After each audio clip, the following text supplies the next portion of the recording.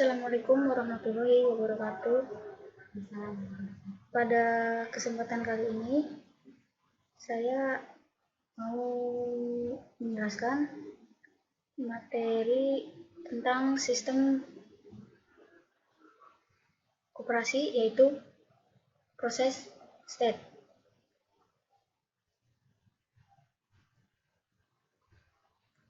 Dari saya, Murniasi, dan teman saya, Sinta Chandra Dewi, dari Teknik Informatika IF 15D.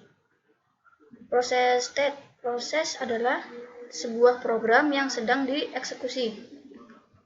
Proses state terdiri dari 5, yaitu new, ready, running, waiting, dan terminate.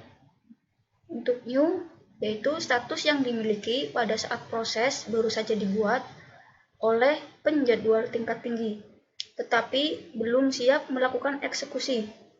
Ready, yaitu status yang dimiliki pada saat proses siap dieksekusi oleh prosesor. Running, yaitu status yang dimiliki pada saat instruksi-instruksi dari sebuah proses dieksekusi. Proses bisa dieksekusi karena CPU tidak sedang mengerjakan tugas yang lain. Waiting, yaitu status yang dimiliki pada saat proses menunggu suatu event seperti penyelesaian I/O atau menerima sinyal.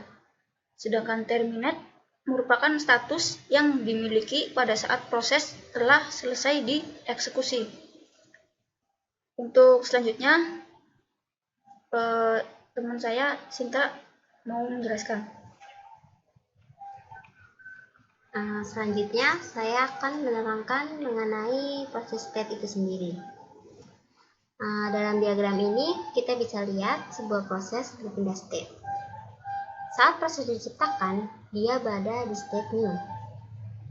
Setelah proses diciptakan, kemudian berpindah pada ready. Pada state ready, proses dimuat ke memori utama, menunggu pada antrian untuk dijalankan oleh CPU. Pada CPU, terdapat scheduler atau penjadwalan yang bertugas untuk menentukan proses yang mana dan kapan proses tersebut dijalankan oleh CPU.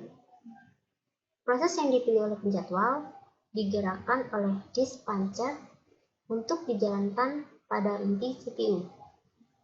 Saat proses dijalankan pada inti CPU, proses berada pada state running. Proses pada state running dapat terinterupsi oleh berbagai hal, sehingga state-nya kembali ke state ready. Sebagai contoh, penjadwalan menentukan berapa lama waktu untuk sebuah proses yang dijalankan pada CPU. Setelah waktunya habis, dispatcher mengeluarkan proses dari inti CPU, supaya inti CPU dapat menjalankan proses lain. Atau pada saat proses pada state running meminta input atau output data seperti membaca file pada hard disk atau mencetak dokumen pada printer. Proses tersebut dipindahkan pada state waiting. Pada saat ini, inti CPU dapat menjalankan proses lain yang berstate ready.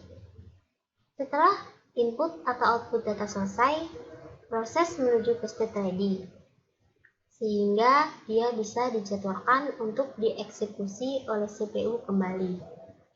Setelah proses selesai menjalankan pekerjaannya, dia akan berpindah ke proses terminate supaya dapat ditutup oleh state operasi.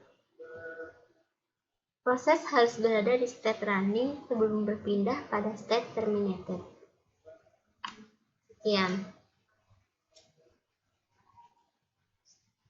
Sekian penjelasan dari saya.